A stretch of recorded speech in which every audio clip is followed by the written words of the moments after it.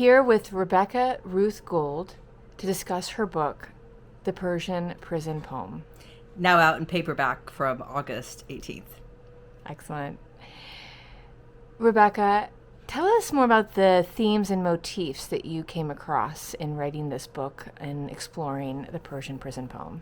Sure. So for me, one of the most interesting aspects of this genre is the way in which religion is used. Often, the Habsiyat, which is the Persian prison poem, is not strictly a religious genre at all, but poets used religion as a kind of mode of political critique in their poetry.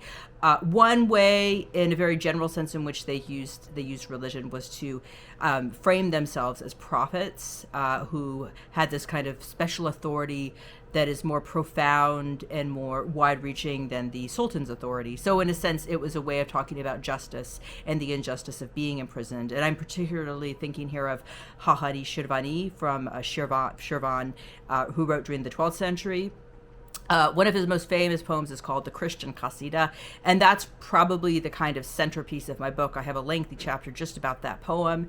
It's a very difficult poem. It's also an incredibly beautiful and poem that's dense with imagery, and it's called The Christian Qasida because, by the way, Qasida means ode, so like a long poem, because the poem begins with him comparing himself to Jesus, who crucified on the cross.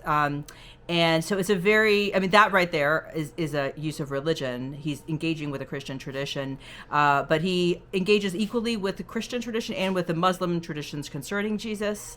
And he makes himself out, so I mentioned about how poets make themselves into prophets. Well, Haqqani does that by comparing himself to Jesus. And obviously that's drawing from the Christian tradition, because this isn't something that is taught in Islam, but he's drawing on the tradition of thinking about how Jesus was persecuted, right, by the rulers of his era, even executed by the rulers of his era.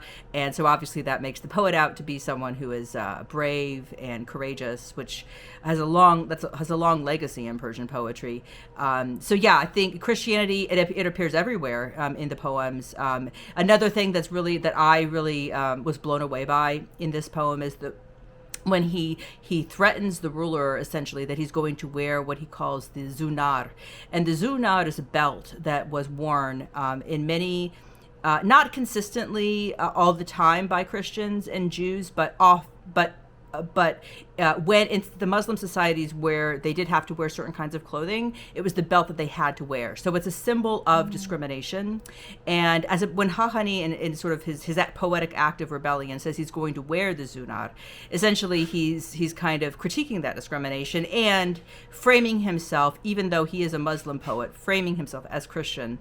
And I thought that was just an incredibly bold and kind of exciting thing to do as a poet. And then what's also really interesting is that tradition of talking about the zunar spills over a few centuries later into South Asia, and there, in that specific context of Indian culture and Hindu culture, where a lot of the Muslim poets are in dialogue, right, with Hindu poets. They're living in a Hindu or Indo-Muslim world with Hinduism influencing the tradition. Well, the zunar was already part of the Indian tradition, right? But it was the belt. Hindus already wore a belt, but it was rechristened the zunar. And in that context, poets talked about wearing the zunar as a kind of way of saying that it's a sign of ecstasy and spiritual attainment, but again, it's in both cases, it's about going away from Islam and kind of criticizing, or adopting a critical perspective on Islam. And so I'm just fascinated by the way that poets use the kind of trope of writing from prison as a way to really make broader critiques of society, and even sometimes to criticize a narrow understanding of Islam.